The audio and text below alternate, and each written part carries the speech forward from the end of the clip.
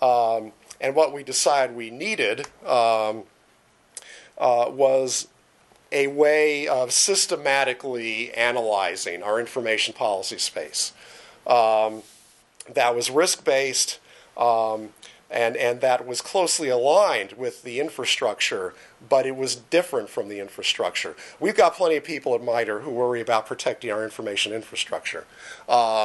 We had much fewer people outside of the special security people who worry about classified government information. We had much fewer people who were worried about protecting information. And that's what we had to deal with, and we needed to do it in a comprehensive and a systematic way. For no other reason than we had to be able to tell the people working on the next generation of our information infrastructure, the new MITRE enterprise architecture, we had to be able to tell them what the thing needed to support. Somebody asked them, well, what policies is the infrastructure going to support? And the technical people came back with, well, you tell us what the policies are, and we'll figure out what the infrastructure requirements are. Don't look at us to do the policy. So that's the MIPF in a nutshell. It provides a conceptual tool for helping MITRE and potentially other organizations, because we're trying to come up with a generic version of this for use in sponsor environments. It's something which helps us systematically get a handle on our information policy space and to systematically formulate and analyze information policies. All right. Well, I've been talking in very grand, abstract, nebulous terms. Let me talk about what it actually is. It supports the writing of policies for unclassified information. It does not write the policies. The MITRE Information Policy Framework, you don't turn a crank and you get the information policies out the other end. Rather, it's a structured mechanism for helping people to think about information policies and to make sure that they've systematically covered the entire information policy space. As I said, it focuses on information. It doesn't focus on systems. Systems are other people's responsibility. This was aimed purely at information.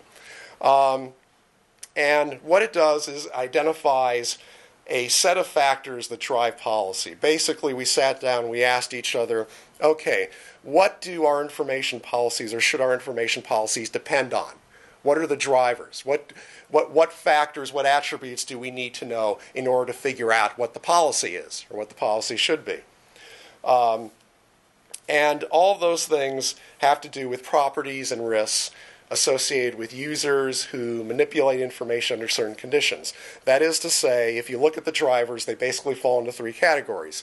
They're properties of the information, they're properties about the users, or they're properties that speak to the context of usage.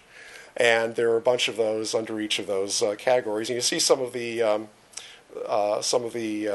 examples there. I'm going to get into that more in a moment.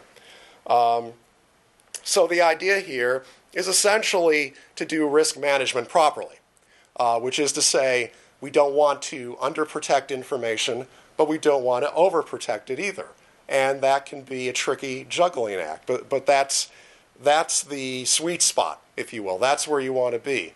You want all your information protected, handled to an appropriate level, no more, no less.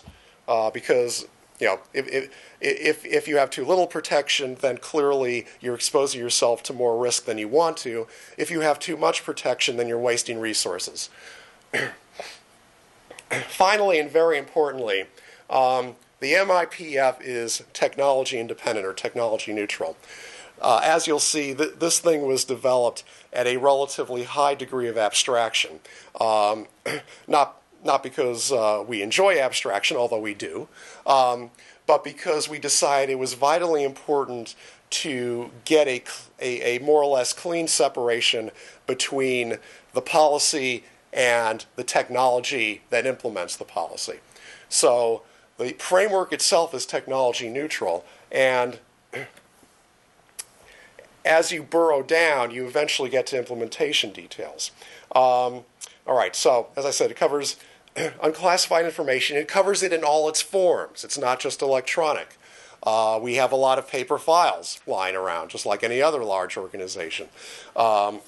You know, we give talks. You know, anybody at MITRE who wants to prepare and deliver formal remarks has to get them through our public release process. So we have information in all sorts of different forms, and the framework is meant to cover all of them, not just digital, not just electronic. All right, so the framework helps us establish policies in 5 areas. Security, and we've done this so that it's more or less consistent with NIST 853 guidance.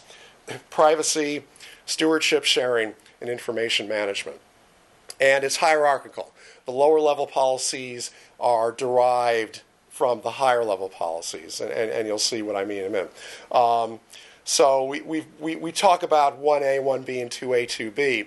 1A is the highest level. It's general policies, general principles that basically apply to the entire information policy space of MITRE. The 1B level are what we call policy interpretations. They're the actual abstract operational policy requirements. They're at the level of if this, then do that, essentially. And as I said, there's technology independence here. So all of that level 1 is, and that's what I'm talking about today here. All of that at level 1 stuff is technology neutral. We tried very hard to avoid talking about anything that actually had to do with concrete technologies. So what basically happens is we construct maps. We construct maps from the drivers to the requirements based on a risk model. And we start out with principles. We established a bunch of high-level principles which act as guidance for the information policy space. The overarching principles cover the entire space. The requirements-specific principles apply to those specific areas, and lest anybody gets scared, no, I'm not going to go through each and every one of these. What I am going to do is talk briefly about the information security principles. These are the principles we came up with. They're not rocket science to anybody who has any experience with InfoSec. You know, individuals will be identified and authenticated to the extent appropriate before they're allowed to access information. You will check to make sure that they're authorized to access that information before you grant access. Information in transit shall be appropriately protected. Information at rest shall be appropriately protected. Information shall be destroyed to make it sufficiently unrecoverable. You'll have accountability, have non-repudiation. You know, probably all of this stuff is familiar to everybody in this room. Now, one thing you'll notice is you see the phrase "to the extent appropriate" over and over and over again.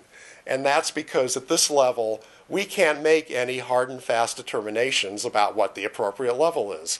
And remember what I was saying about we're aiming for that sweet spot. We don't want to underprotect, we don't want to overprotect, we want to have policy requirements that hit the right level. And so the principles the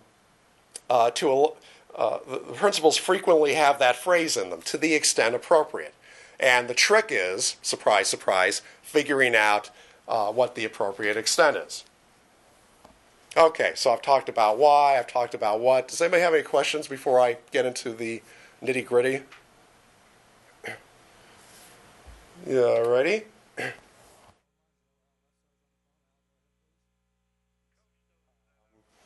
The chief engineer of my division, one of his pet peeves is people who put up PowerPoint eye charts and then say, "I'm sorry, I know this is an eye chart," and his response to that is, "Well, if you knew it was an eye chart, why the heck did you put it up in the first place?" Nevertheless, it's hard to get away from that in this context because the framework actually is represented as PowerPoints. We really didn't make a hard and fast, clear determination that that was how we were going to do it. We actually started with a 40-page annotated Word outline. But as time went on, basically, we just kept generating PowerPoints and PowerPoints, which actually articulated the framework. And so a lot of what you're about to